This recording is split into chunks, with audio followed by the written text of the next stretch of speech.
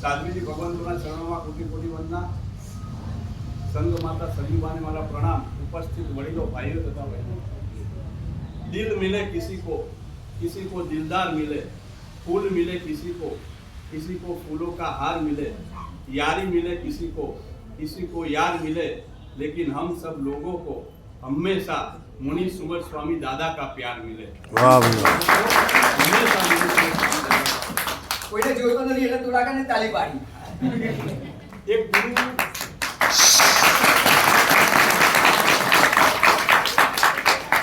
એક ગુરુ પોતાના શિષ્ય સાથે ભિક્ષા લેવા માટે જાય છે. એક ઘરની આગળ ઊભા રહે છે અને ગુરુ બૂમ પાડે છે, બેટા ભિક્ષા આપો. અને ઘરની અંદર 18 વર્ષનો એક યુવાન ઘરમાં એકલો જ હોય છે. એટલે અંદરથી જ કહે છે, ગુરુદેવ ઘરમાં કોઈ છે નહીં, એટલે ઘરમાં કંઈ ખાવાનું નથી. એટલે ગુરુદેવ કહે છે, બેટા બહાર તો આવ. છોકરો કહે છે, ગુરુદેવ બહાર આવીને શું કરું, ખાવાનું તો કંઈ છે નહીં. ગુરુદેવ બહુ ફોર્સ કરે એટલે છોકરો બહાર આવે છે અને ગુરુદેવ કહે છે, આ ચપટી ધૂળ આપ. છોકરાને બહુ નવાઈ લાગે છે, છતાં પણ ગુરુદેવે કહ્યું હોય કે ચપટી ધૂળ આપે છે. ચપટી ધૂળ લઈને ગુરુદેવ રવાના થઈ જાય છે. રસ્તામાં શિષ્ય પૂછે છે, ગુરુદેવ તમે આ ચપટી ધૂળ કેમ લીધી? ત્યારે ગુરુ બહુ સરસ જવાબ આપે છે કે આજે એને ધૂળ આપી છે, આવતીકાલે ધાન્ય આપશે અને પછી ધીરે ધીરે એને ધન આપવાનું મન થશે. આજે આ બાળકોને સંઘપતિ બનવાનું મન થયું છે અને એમની અંદર એ આદત પરમ પૂજ્ય મુનિરાજ સંભવચંદ્ર સાગરજી મહાસાહેબે પાડી છે. ભવિષ્યની અંદર આમાંથી કોઈ બાળક બોપલથી પાલીતાણા કે પછી બોપલથી ગિરનારનો સંઘ કાઢશે ને, ત્યારે આપણે ગર્વથી કહીશું કે સંભવચંદ્ર સાગરજી મહાસાહેબે આદત પાડી હતી, માટે આ શક્ય બન્યું. વાહ વાહ વાહ વાહ. करना है तो डटकर चल, थोड़ा दुनिया से हटकर चल और कभी इतिहास को पलट कर चल. रोम रोम में विश्वास भर देगी, आज इस मंच को खास कर देगी और जोश भरी आपकी तालियां बजती रहे और ये तालियां इन बालकों में सारस भर देगी. मोबाइल ગમે તેટલો મોંઘો કેમ ન હોય, આઈફોન 17 કેમ ન હોય, પણ એ મોબાઈલની અંદર જો નેટવર્ક ના હોય ને તો એ મોબાઈલની કોઈ જ કિંમત નથી. અને ત્યારે શાસ્ત્રકાર ભગવંતો કહે છે કે મનુષ્ય જીવન ગમે તેટલું દુર્લભ કેમ ન હોય, ગમે તેટલું મોંઘું કેમ ન હોય, પણ એ મનુષ્યની અંદર ગુરુ રૂપી નેટવર્ક ના હોય ને તો એ મનુષ્ય જીવનની કોઈ કિંમત નથી. પરમ પૂજ્ય સંભવચંદ્ર સાગરજી મહાસાહેબના મનની અંદર આ વિચાર આવ્યો કે આપણે આ નાના નાના બાળકોને સંઘપતિ બનાવવાના છે, માટે આ શક્ય બન્યું છે. એક બેન પોતાના 15 વર્ષના દીકરાને લઈને એસટી બસની અંદર ચડે છે.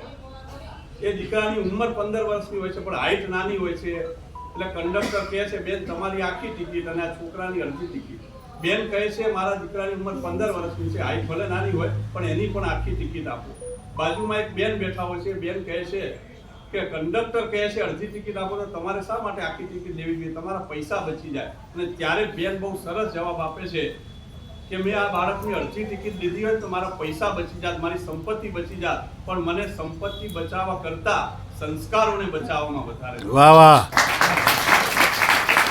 તમારા બાળકોને જો સંસ્કાર બચાવવા હશે ને તો પાઠશાળા ખૂબ જરૂરી છે.